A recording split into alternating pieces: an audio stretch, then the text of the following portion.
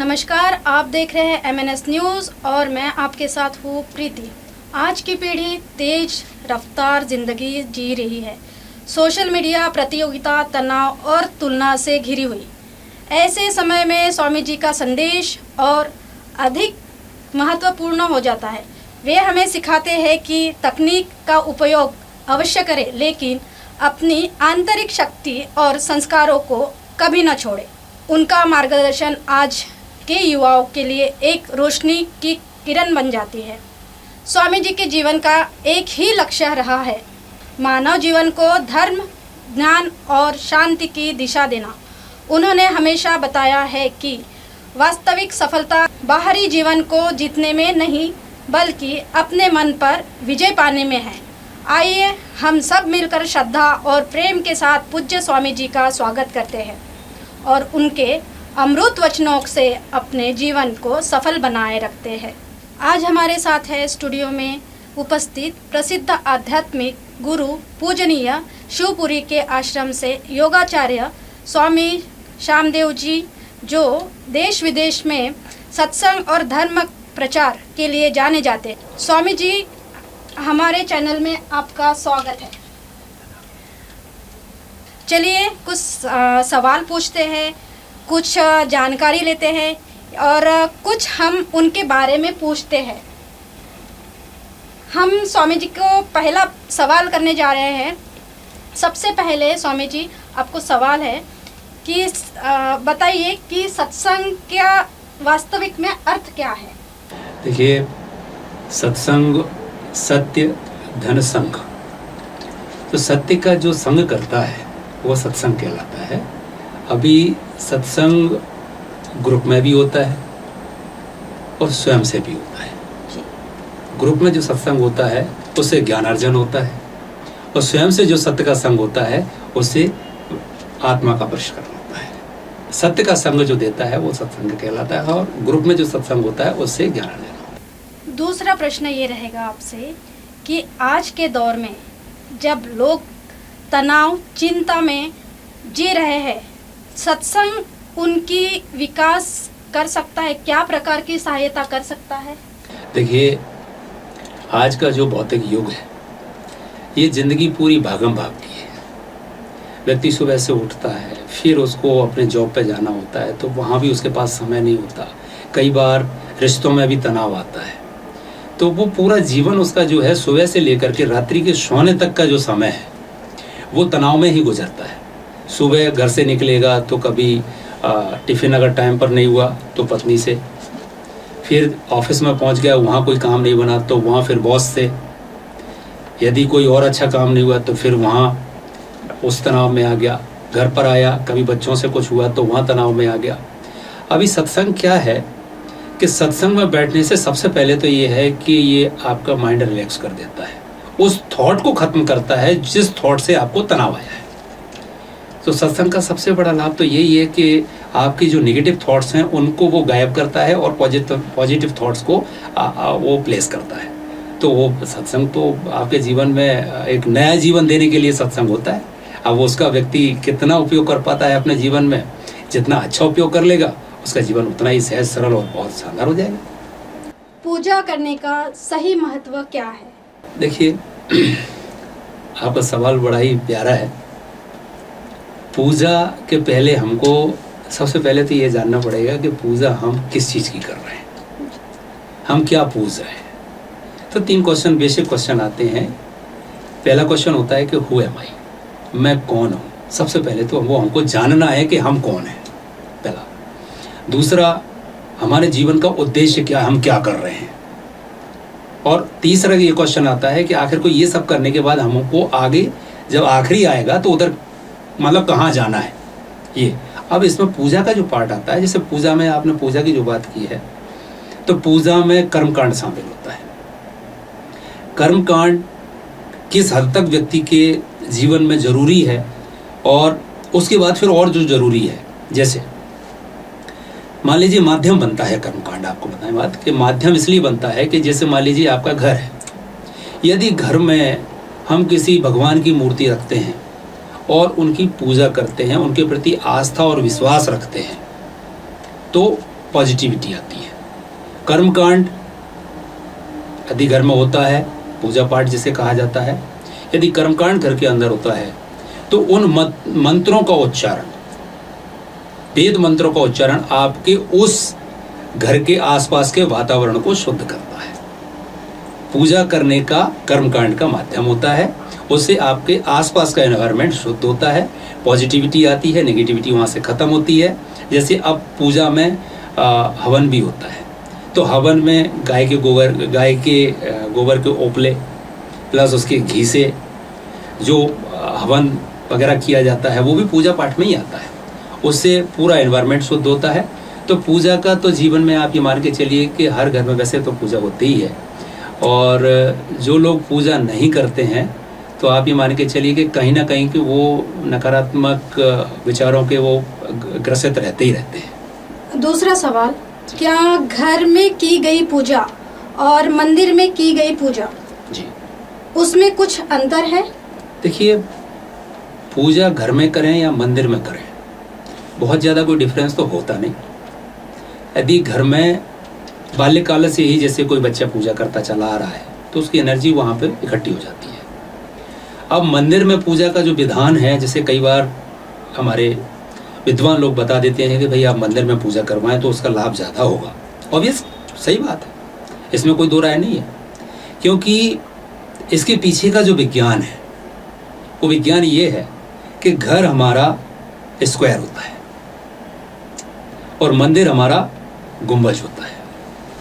अब गुंबज का क्या विज्ञान है कि जैसे मान लीजिए वो गुंबज में एक घंटा लगा हुआ है, उसको हम बार बार बजाते हैं तो उससे जो ध्वनि निकलती है वो ध्वनि और उन वेद मंत्रों का उच्चारण जो वहाँ पुजारी कर रहा है, उससे वो पूरा का पूरा गुंबज जो है वो एनर्जी फुल हो जाता है। उस एनर्जी के नीचे जाते ही जैसे ही व्यक्ति उसके अंदर जाता है, शांति का अनुभव करता है और वहाँ से वो पॉजिटिव एनर्जी लेकर के लौटता है, जिससे उसके जीवन में बहुत सारे चेंजेस आते हैं। इसलिए कई बार कहा जाता है कि घर की जगह मंदिर में पूजा करा देना, आपको लाभ जल्दी हो जाएगा। ये घर और मंदिर की पूजा में अंतर है। आजकल लोग कम से कम समय में और ऑनलाइन पूजा की तरफ बढ़ रहे हैं, तो इसके ऊपर आपका क्या कहना है? देखिए, ये तो बहुत ही अच्छा आपने प्रश्न किया है। ऑनलाइन पूजा के विषय में देखिए ऐसा है कि पुरातन काल में ये सुविधाएं नहीं होती थी ऑनलाइन की। पूजा मंत्र एक ऐसा विज्ञान है कि मंत्र को आप कहीं से भी पढ़िए, उसका असर, उसका रेडिएशन, उसका फ्रिक्वेंसी वैसी ही रहेगी जैसी उसकी है, वो कहीं बदलने वाली नहीं है।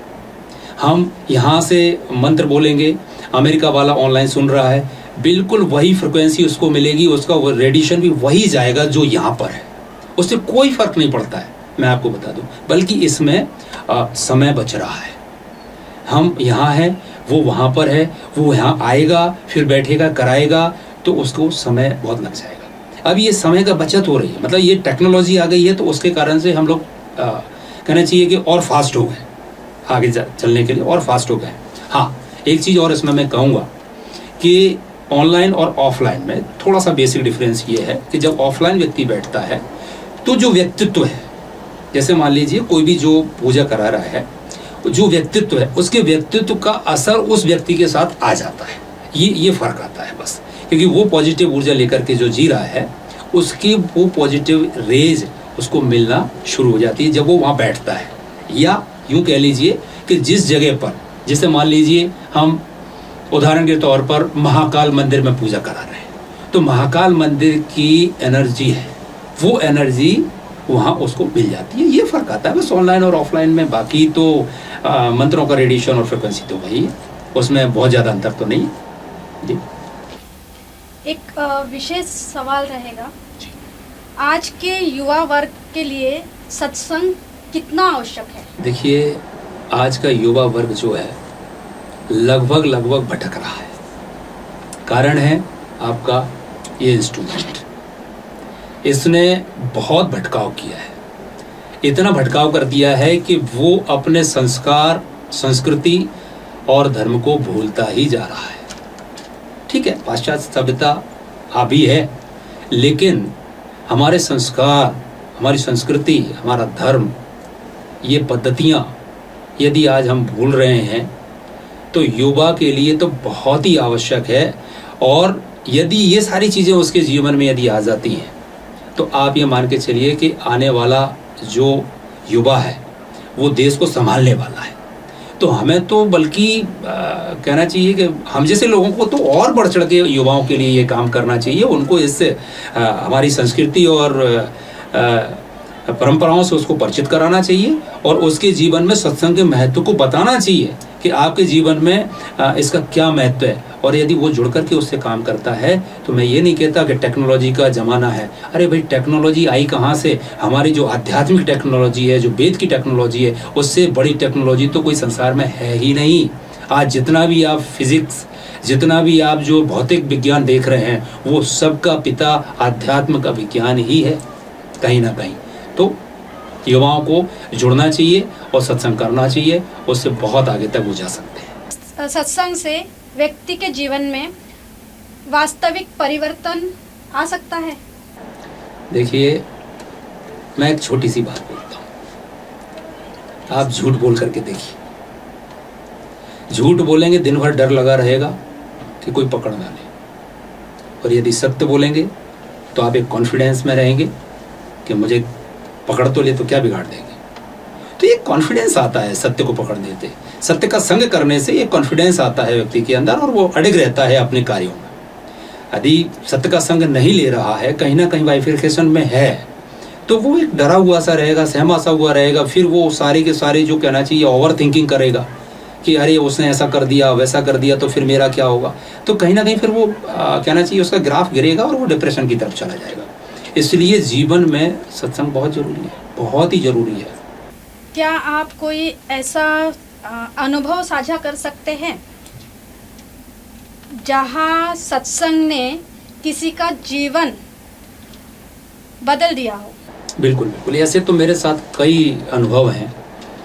देखिए, मैं योग से आचार्य होने के नाते मेरा प्रयास रहता है कि मैं ज़्यादा से ज़्यादा पब्लिक में बैठता हूँ, और सबसे ज़्यादा अभी तक की मेरी जो जर्नी रही है वो जो सुधार गृह हैं हमारे, जहाँ बंदीजनों को रखा जाता है, उनके बीच में जाने का मौका मुझे अक्सर करके मिलता रहता है और मैं जाता ही हूँ, अपने मन से भी जाता हूँ। वहाँ पर मैंने सत्संग किया और उस सत्संग से जो परिवर्तन आया, वहाँ जो बंदीजन थे, कुछ चोरी वाले थे, कुछ और भी अपराधी थे, कुछ मर्डरर भी थे, तो उन लोगों में एक परिवर्तन मुझे देखने को ये मिला कि जब वो लोग जमानत पर बाहर आए तो खास करके जो छोटे अपराध वाले लोग थे जिनको जमानत मिल गई, बड़े अपराध वाले तो जमानत बड़ा मुश्किल होती है, लेकिन जो लोग बाहर आ गए उन लोगों के जीवन में आमूलचूल परिवर्तन हुआ। उन लोगों ने अपने जीवन से वो अपराध करना बंद कर दिया और उसी गांव के अंदर समन्वय बना करके वो लोग रहने लगे और एक अच्छा व्यापार डेवलप करने के बाद वो एक अच्छे व्यक्ति बन करके मेरे पास आए कि स्वामी जी, हम अपना जीवन बदल लिए, अब हमारे जीवन में वो कलह नहीं है, वो किसी भी प्रकार की अब नकारात्मकता हमारे जीवन में नहीं रही, आपने हमारा जीवन सुधार दिया, अब हम अपने बच्चों के साथ में बहुत खुश हैं और एक अच्छा व्यापार भी हमने डेवलप किया। तो ये ऐसे अनुभव तो मेरे पास कई सारे, बहुत सारे हैं। बहुत अच्छा, ऐसे ही बदलाव आना चाहिए। और दूसरा सवाल ये है कि जब आप श्रीमान इंद्रजीत जी थे, वहाँ से स्वामी जी श्यामदेव जी बने, तो वहाँ तक आपका सफ़र कैसे रहा? जी, बहुत बढ़िया। देखिए, मेरा जो नाम इंद्रजीत जो नाम था वो मेरे पिता का दिया हुआ नाम है, तो उस नाम से मैं डॉक्यूमेंटलाइज भी हूँ, वो नाम मेरा आज भी चलता है। और ये जो स्वामी श्यामदेव जो नाम आया वो मेरे स्पिरिचुअल लाइफ का नाम है, वो मेरे गुरुजी द्वारा दिया गया। और इंद्रजीत से स्वामी श्यामदेव का जो सफ़र है बड़ा ही रोमांचक है। मैं तो एक बहुत ही चॉकलेटी बॉय हुआ करता था, ग्लैमर वाला व्यक्ति हुआ करता था, लाइमलाइट में रहने वाला व्यक्ति था। कभी भी यदि मेरे पैंट पर क्रीच भी अगर आ जाती थी तो निकाल के बाहर हो जाता था। और मैंने क्रिएटिव काम बहुत किया, मैं एक अच्छा लेखक भी हूँ, एक अच्छा अदाकार भी हूँ। अब तो खैर ये सारी चीज़ें छूट गई पीछे, लेखन आज भी चालू है, लेकिन और सारी चीज़ें थी वो अब नहीं कर सकते, क्योंकि अब हम मर्यादित हैं, अब हम चाहें तो भी नहीं कर सकते। इसलिए वो सफ़र मेरा एक ऐसा रहा है कि हम लोग एक फिल्म की शूटिंग कर रहे थे उत्तर प्रदेश राठ, स्वामी ब्रह्मानंद जी के संस्थान में, उनके जीवन व्रत पर हम फिल्म कर रहे थे, और मैं उनके प्रिय मित्र परमानंद जी जो थे उनका कैरेक्टर कर रहा था। वहाँ एक शख्सियत मुझे दिखाई दी, उनसे मेरी मुलाकात हुई, और वहाँ से ही मेरे अंदर, चूँकि आध्यात्म तो मेरे अंदर बचपन से ही था, मैं बचपन से ही योग किया करता था और आध्यात्मिक चर्चाएं किया करता था, लोगों के बीच में बैठ कर के सत्संग किया करता था। सिविल ड्रेस में संत तो था ही था, लेकिन वहाँ से जो मेरे अंदर परिवर्तन आया, उन्होंने मुझसे एक ही सवाल किया कि जीवन में करना क्या चाहते हो, मंजिल नहीं पता अभी आपको, आप कर तो रहे हो लेकिन मंजिल नहीं पता अभी आपको। तो उन्होंने जब मुझसे ये क्वेश्चन किया तो मेरा भी जवाब यही था कि मुझे आध्यात्म में आगे जाना है और दूसरी दुनिया मुझे समझ में आती नहीं है, मैं कर तो रहा हूँ लेकिन बेमन से कर रहा हूँ। तो फिर उन्होंने कहा, तो फिर बोले क्या करना है? मैंने कहा जो आप कह देंगे वही करूँगा। तो बोले ठीक है फिर। तो वहाँ से मेरी आध्यात्म की जर्नी शुरू हुई। मैं उनके साथ हिमालय तक साधना के लिए गया और बहुत सारी साधनाएं उन्होंने, मेरे गुरुजी ने मुझे कराई। पर मेरे मन में फिर भी एक क्वेश्चन चल रहा था कि मैंने जिस लाइन में काम किया है, जैसे मैं वहाँ फिल्म शूट कर रहा था, तो मेरे मन में एक थोड़ी सी एक टीस थी कि मैंने जिस लाइन में काम किया उसका प्रतिशत मुझे नहीं मिला अभी तक। तो मैंने गुरुजी को निवेदन किया कि गुरुजी, मैंने अभी तक इतना टाइम इस लाइन को दिया है और उधर से मुझे अभी तक कोई प्रतिशत मिला नहीं है। तो बोले प्रतिशत में क्या चाहते हो? तो मैंने कहा गुरुजी, हर व्यक्ति की, उस लाइन की हर व्यक्ति की एक इच्छा होती है कि वो अवार्ड पाए उस लाइन का, यानी उसके अपने काम का कोई ना कोई उसको प्रतिशत मिले। तो बोले कैसा होता है, क्या क्या कैसे होता है, पूछा उन्होंने। तो हमने कहा कि उसमें कोई फिल्म होती है, वो नॉमिनेट होती है, फिर फेस्टिवल में जाती है और वहाँ पर फिर अवॉर्डेड होती है। तो बोले ठीक है, आपकी कोई है? मैंने कहा हाँ, वो सेल्फ ही है, एक है आपका होगा करके, 1 मिनट का बॉम्बू के ऊपर आधारित एक छोटी सी फिल्म है और बहुत शॉर्ट में बजट में बनी है, पर उसको कोई भी फेस्टिवल ले नहीं रहा क्योंकि वो बजट कम था। तो उधर बहुत सारी चीज़ें उसमें लोगों को समझ में नहीं आ रही या जो भी है। तो बोले अच्छा ठीक है, आपको उसी फिल्म पर अवार्ड मिलेगा। कैसा अवार्ड चाहते हैं? मैंने कहा राष्ट्रीय स्तर का होता है, प्रदेश स्तर का होता है, फिर एक अंतर्राष्ट्रीय भी होता है। तो गुरुजी के मुंह से सीधा निकला कि अंतर्राष्ट्रीय स्तर का मिलेगा, और मिला। जैसे ही मिला वो अवार्ड गुरुजी के चरणों में सौंपा और मैं अपनी यात्रा पर निकल पड़ा। ये मेरी वहाँ से यहाँ तक की जर्नी है। तो बहुत चीज़ें, लेकिन अभी इतना ही। एक आखिरी सवाल आपसे, योग प्राण विद्या क्या है? इसका शरीर और मन पर क्या प्रभाव पड़ता है? क्या इस विद्या से बिना दबाव और बिना स्पर्श से उपचार संभव है? आपने बहुत ही सुंदर प्रश्न किया है। जो मेरी विधा है उस पर आपने प्रश्न किया है। योग प्राण विद्या, योग प्राण विद्या प्राचीनतम विद्या है और ये यहाँ से नहीं है, ये पुरातन काल से है, हमारे ऋषि मुनियों से प्रदत्त है। आपने सुना भी होगा और देखा भी होगा कि जब आप किसी आश्रम जाते हैं तो वहाँ एक अजीब सी शांति होती है, और किसी संत से जब आप मिलते हैं तो यदि आप मान लीजिए मानसिक रूप से परेशान हैं या शारीरिक रूप से परेशान हैं, और यदि वो संत आपको आशीर्वाद दे देते थे, कह देते तथास्तु, तो वो तथास्तु का क्या विज्ञान है? जब तथास्तु करने से आपको मानसिक शांति मिल गई या आपको शारीरिक रोग में आपको आराम आ गया, तो वो विज्ञान भी है, उसी को प्राण उपचार कहा जाता है। तो प्राण योग विद्या ये प्राचीनतम विज्ञान है और ये वहीं से चलता है, और ये विज्ञान फिजिकल पर नहीं, एस्ट्रल बॉडी पर चलता है। जैसे हमारी ये बॉडी है, सेम ऐसी एस्ट्रल बॉडी है, उसके अंदर भी वही सारे ऑर्गन्स है जो इसमें है। तो वो जो विद्या काम करती है वो एस्ट्रल बॉडी पे काम करती है, हमारे चक्रास पर काम करती है। जो हमारे चक्र हैं, हर चीज़ के अपने अलग अलग चक्र, 7 तो हमारे जो मूल चक्र हैं वो तो है ही हैं, उनके उपचक्र भी हैं। उन सबकी उपचक्र भी हैं। तो क्लींजिंग, सबसे पहले तो उनकी सफाई होती है, उसके बाद उनको एक्टिवेट किया जाता है। तो जिस चक्र का जो रोग होता है उस रोग को ठीक किया जा सकता है बगैर छुए और बगैर दबा के। आप यहाँ बैठे हैं, एक कोई शख्स मान लीजिए लंदन में बैठा हुआ है, यदि यहाँ से उसको उपचार भेजा जाए तो वो लंदन में ठीक होगा ही होगा, बगैर किसी दवा के और बगैर छुए। ये विज्ञान बहुत ही ज़बरदस्त विज्ञान है। इस पर हमारे अभी रिसर्च हम कर चुके हैं, कई लोगों को हमने ठीक किया है। इवन कैंसर जैसी जटिल बीमारी भी ये विज्ञान ठीक करता है। इवन रीढ़ की हड्डी के 2 टुकड़े अगर हो जाते हैं तो डॉक्टर्स उसमें कुछ अपना जैसा भी है, देखो मेडिकल साइंस का अपना एक वजूद है, लेकिन ये साइंस उससे भी कहीं ज़्यादा बहुत आगे है, उसको भी इस साइंस से जोड़ा जाता है। इवन रीढ़ की हड्डी का गुरिया यदि सड़ गया है उसको भी नया बना दिया जाता है। ये विज्ञान ये भी करता है। मिरेकल्स है, मतलब डॉक्टर्स के समझ में नहीं आता कि ये हो कैसे रहा है, पर ये है। इसके रिसर्च वर्क आप हमारे वेबसाइट पर देख सकते हैं, वहाँ सारे रिसर्च पेपर्स आपको मिल जाएंगे किस किसने क्या क्या किया है। अभी तक हमारे जो बहुत सारे हमारे जो है प्राणोपचारक हैं उन लोगों ने अपने रिसर्च वर्क कंप्लीट करके दिए हैं, हमने भी अपने रिसर्च वर्क कंप्लीट करके दिए हैं। हमने जो जो किया है वो सब उसमें मेंशन है, आप हमारे वेबसाइट पर जा करके देख सकते हैं। तो ये योग प्राण विद्या जो है वो ना बल्कि मैं यूँ कहूँ कि ना बल्कि ये सब चीज़ों पे भी काम, बल्कि उसका तो यूँ भी कहें कि जीवन, मानव के जीवन में सांसों का ही तो विज्ञान है। प्राण माने सांस, तो सांसों का विज्ञान है।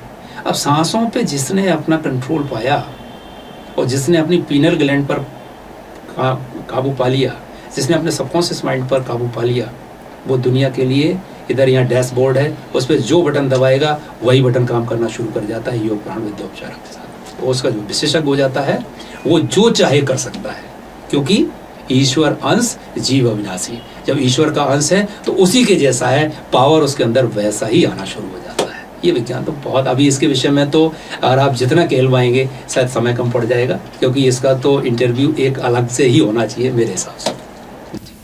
जी धन्यवाद स्वामी जी, आपने बहुत ही सरल और प्रभावशाली शब्दों में सत्संग और पूजा दोनों का महत्व समझाया। आप आए, हमें थोड़ा ज्ञान दिया, हमें सत्संग और पूजा ये दोनों का महत्व समझाया, उसके लिए आपका बहुत बहुत धन्यवाद। दोस्तों, आज के इस विशेष कार्यक्रम में हमने जाना है आध्यात्म केवल एक परंपरा ही नहीं बल्कि जीवन का सही दिशा देने का एक मार्ग है। इसी के साथ मैं प्रीति आपसे विदा लेती हूँ। नमस्कार, जय हिंद। आप देख रहे हैं एमएनएस न्यूज़, सच